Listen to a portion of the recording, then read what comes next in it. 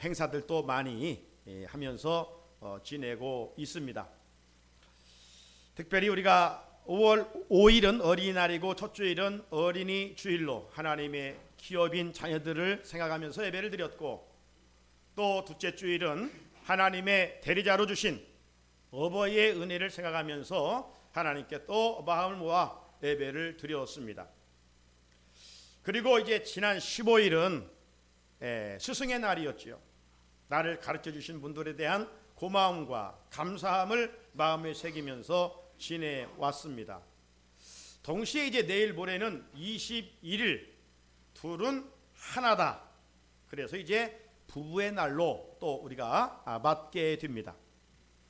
여러분, 왜 5월이면 이런 다양한 행사들을 하면서 지내고 있습니까?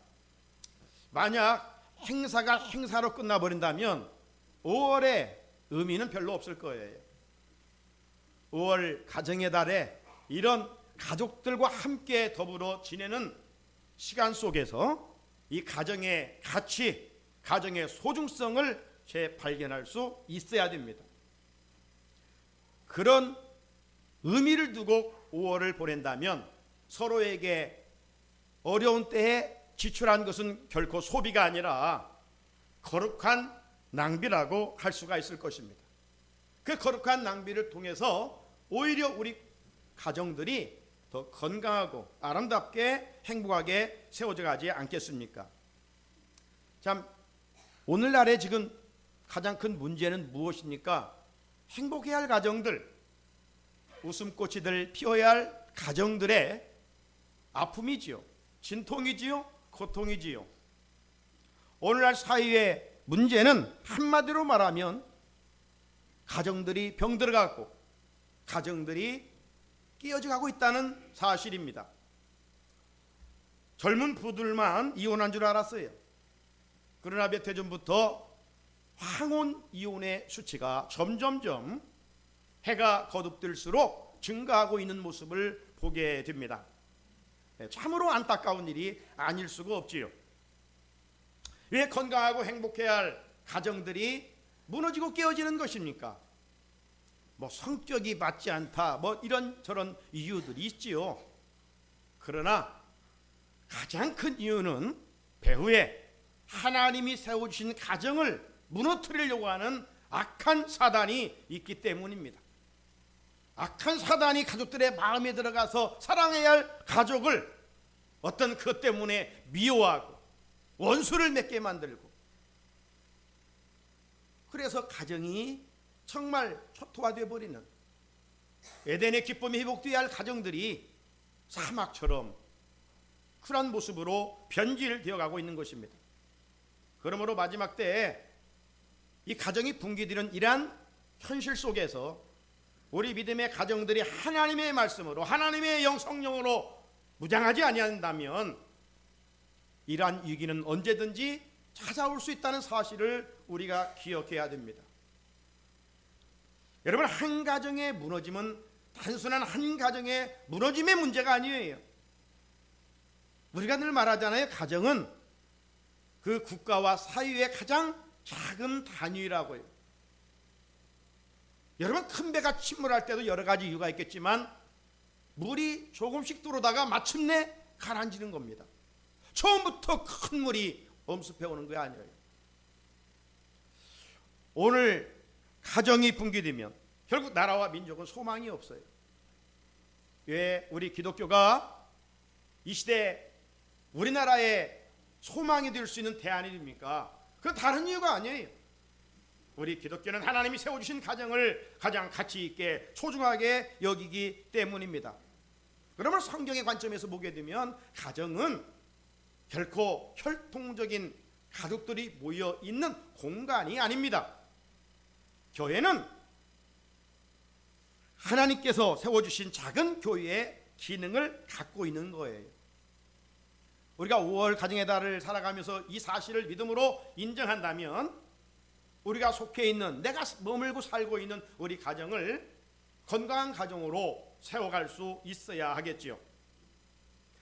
가정을 건강하게 세워간다는 것은 뭐 세상 사람들이 말하는 것처럼 유형적으로 세워가는 것을, 화려하게 세워가는 것을 결코 말하지 않습니다. 세상 사람들의 관심, 세상 사람의 관심은 어디에 있습니까? 하우스에 관심이 있습니다. 하우스. 여러분, 하우스는 뭐냐? 우리 집이 몇 평이냐? 물론 넓은 평수에 살면 좋겠지요. 그러나 거기에 진전 가족 간의 사랑과 섬김과 희생이 없다면 그것은 감옥이나 다를 바가 없겠죠. 좋은 환경이 가족들에게 무슨 유익이 있겠습니까? 그러므로 우리 그리스도인들의 가치는 세상 사람들과 기준이 달라서 우리 그리스도인들은 하우스라고 하는 집이 아니라 홈이라고 하는 가정입니다. 중요한 것은 가정이지 집이 아니에요. 내 집이 없어도 얼마든지 책방살을 하면서도 행복을 누리는 사람이 있고, 정말 남보다 넓은 저택에 살아가면서도 불행하게 살아가는 이들이 얼마나 많은지 모릅니다. 여기 환경은 좋은데 불행해요? 그 기초가 홈이 아니라 하우스이기 때문에 그렇습니다. 하나님은 우리에게 하우스이기 전에 사랑의 공동체 홈을 세워가기를 원하고 계시는 거예요. 그렇기 때문에 우리 그리스도인들은 세상 사람들이 추구하는, 내가 원하는 그런 가정을 세워가려고 하지 말고 하나님이 원하시는 가정을 세워가야 돼. 그러면 성경적인 가정의 회복을 세워가는 일은 어떻게 하는 것인가? 오늘 시편은 우리에게 말씀해 주시고 있습니다. 첫 번째로 여호와를 공경하는 가정이에요. 자, 오늘 1절의 말씀의 시작이 뭡니까? 여호와를 경유하며, 여호와를 경유하며. 4절에 이런 가정이 복이 있다라고 선언하고 있습니다.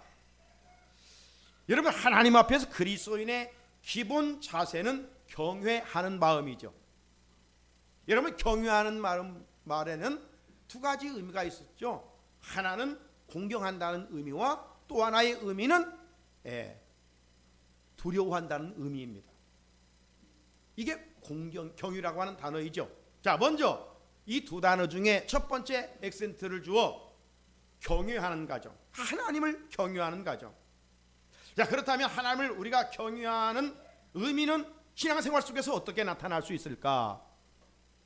자, 우리가 어버이 주일날 부모를 공경하라, 공경 속에 순종하라, 이런 말씀들을 나누었습니다. 자녀가 부모를 공경한다는 것은 말씀에 순종하는 것이죠. 지난주일에 이해가 되지 않을지라도 순종하라고 그랬습니다. 그것이 부모의 기쁨이 되는 것이죠. 하나님의 말씀은 절대적입니다. 우리의 선택 여지가 없어요. 선택할 때부터 거기에서부터 문제가 뒤따르기 마련입니다. 하나님의 말씀 앞에 순종하는 것이 여호와 하나님을 경유하는 일이에요. 왜? 우리는 그분의 자녀이고 그분은 우리의 아버지가 되시기 때문입니다. 자, 좁혀봐서 우리가 순종해야 할 말씀들이 많이 있지만 가정이 복되기 위해서, 성경적인 가정을 세워가기 위해서는 가족들의 자기 역할을 잘해야 돼요. 자기 역할을 잘해야 돼요. 우리 몸의 지체들이 자기 역할을 감당함으로 건강한 몸을 세워가는 것처럼 오늘 우리 가족들이 자기 역할이 있어요. 성경은 남편의 역할을 뭐라고 말씀합니까? 그리스도께서 자신을 내어주어 교회를 사랑한 것처럼 아내를 사랑하라고 말씀하고 있어요. 남편의 역할은 아내를 사랑하는 일이에요. 이건 인간적인 내 생각의 사랑이 아니에요. 자신을 십자가에 피 흘려 죽으면서 그 희생적인 사랑을 말하는 거예요. 남편들에게 아내를 향한 이런 사랑을 요구하고 계셔요. 동시에 우리 아내들은 남편의 권위를 세워주라, 남편에게 순종하고 복종하라는 겁니다. 21세기에 무슨 남편에게 복종해? 여러분, 차별이 있기 때문에, 동등하지 않기 때문에 복종하라는 게 아니에요. 가정의 질서와 권위를 위해서 하나님이 명하신 것입니다. 그런데 요즘 가정이 무너지는 이유는 뭡니까? 아내들의 남편에게 순종하지 않아요. 복종하지 않아요. 진정 사랑한다면 무엇을 복종하지 못하겠습니까? 그래서 정말 연애 시절에 그 마음을 가지고 결혼 후에도 살아간다면 웃음꽃이 피우겠죠. 연애할 때 보십시오. 힘들어도 어려워도 할 수 없어도 기꺼이 상대방에 맞추어 복종하잖아요. 왜? 사랑하니까. 사랑에 이게 힘입니다. 아내의 역할은 남편에게 복종하라는 거예요. 순종하라는 거예요. 그리고 자녀들은 부모를 공경하고 또 순종하라는 겁니다. 나아가서 우리 믿음의 부모들은 세상적인 가치관으로 우리 자녀들을 양육하려고 하지 말고 하나님의 말씀과 주의 교환과 훈계로 양육하라는 거예요. 오늘날 세상 교육은 얼마나 빠르게 진행되는지 모릅니다. 그러나 그 지식이 가정을 행복하게 합니까? 그 지식이 그 사람을 행복하게 합니까? 오히려 머리는 잘 돌아가는데 엉뚱한 곳에 지식을 사용함으로 그 인생이 곤두박질하는 것을 우리는 많이 볼 수가 있어요. 그러므로 여호와의 말씀에 순종하는 우리 가족들이 될 때 하나님이 그 모습을 보시고 그 가정에 은혜를 입혀 주셔요.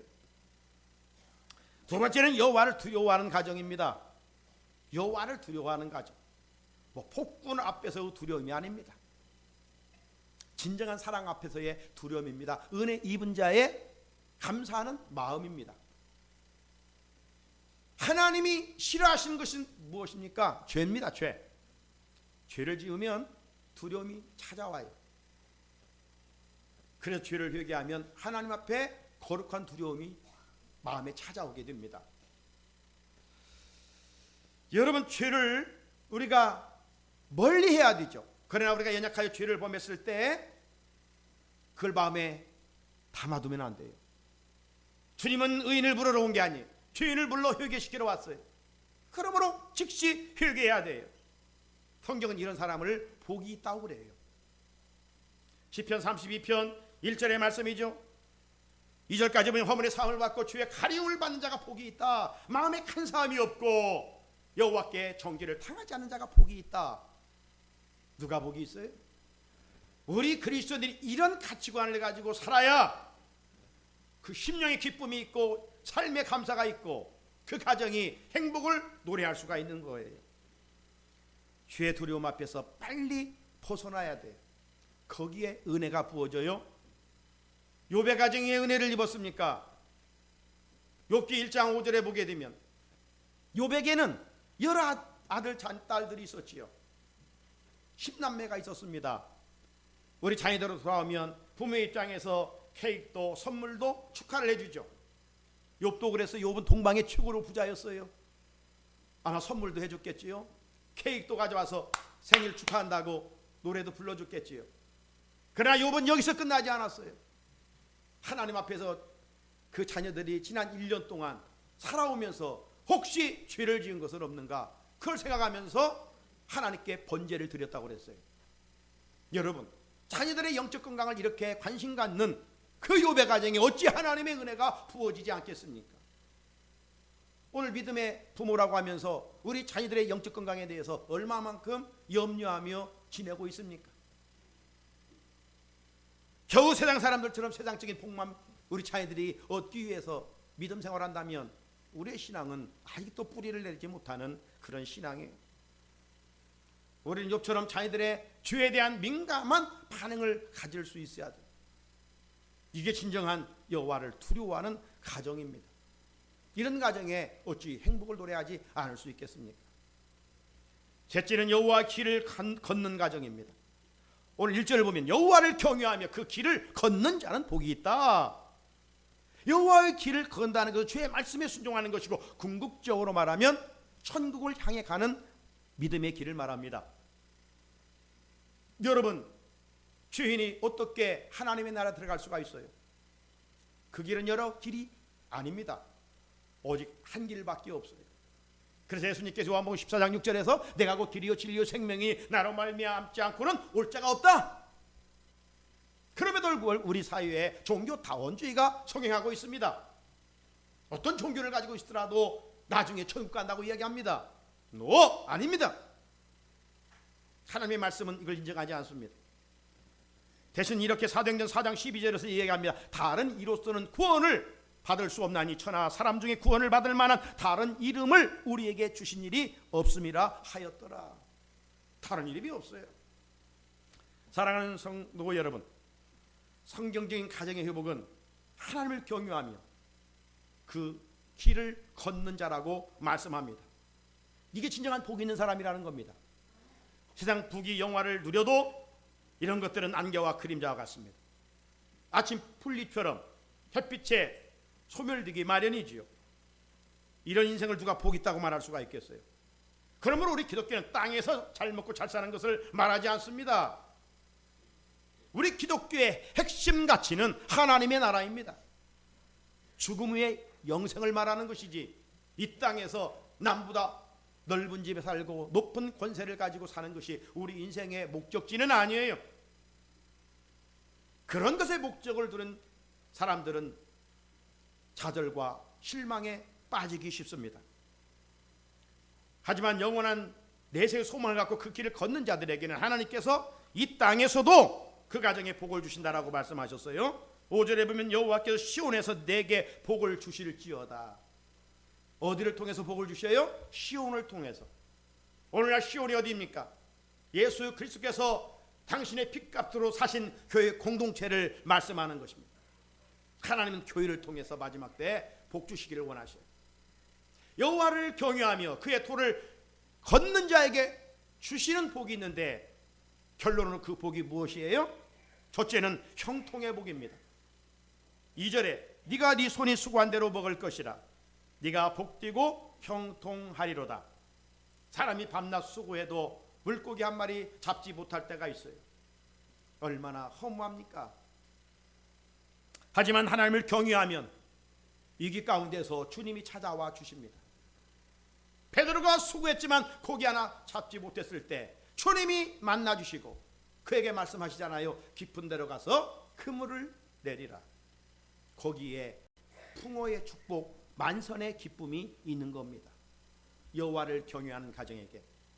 여호와를 경외하는 가정이라고 해서 어려움이 없는 게 아니에요. 그러나 어려움 속에서 주님이 찾아오셔서 그 가정을 전화위복으로 만들어 주신다는 거예요. 형통의 축복이 있어요. 둘째는 후손의 복입니다.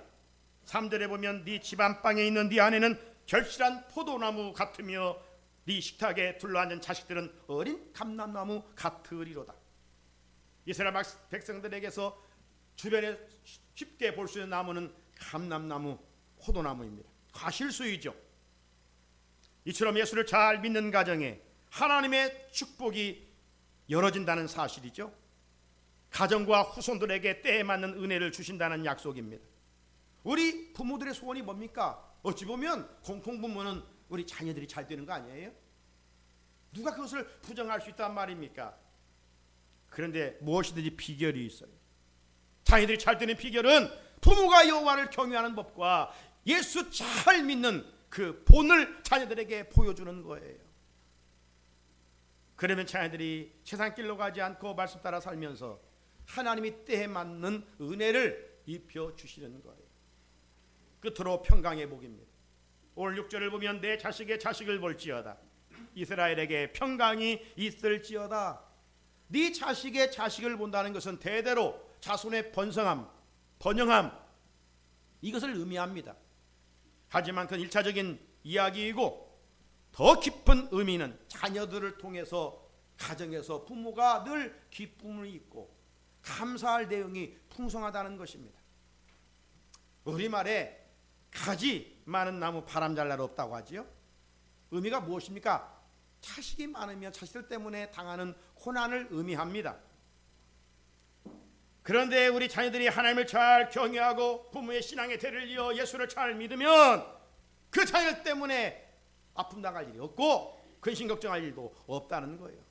오히려 앞에서 말한 것처럼 그 자녀로 인하여 부모의 마음에 기쁨이 찾아오고 감사할 일들이 풍성해지고 그로 인하여 가정에 하나님 주시는 평강이 임한다는 것입니다.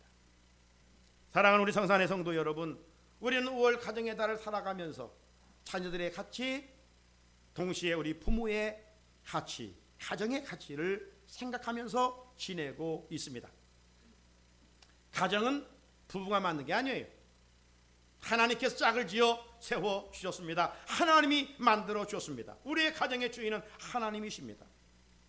그러므로 성도의 가정은 하나님이 원하시는 영적으로 건강한 가정을 세워갈 수 있어야 됩니다. 주인의 마음에 합한 가정을 세워갈 수 있어야 합니다. 영적으로 건강한 가정을 증명하는 길이 뭐예요? 오늘 시인이 선포했던 것처럼 여호와를 경외하며 그의 길을 걷는 가족들이 있는 모습이죠. 우리 모두 이 말씀대로 순종함으로 하나님이 허락하신 가정들을 아름답게 건강하게 세워감으로 말미암아 약속하신 형통의 복과 후손의 복과 평강의 복을 누려가는 은혜가 있기를 주의 이름으로 축복합니다. 우리 같이 결단의 기도 드리도록 하겠습니다.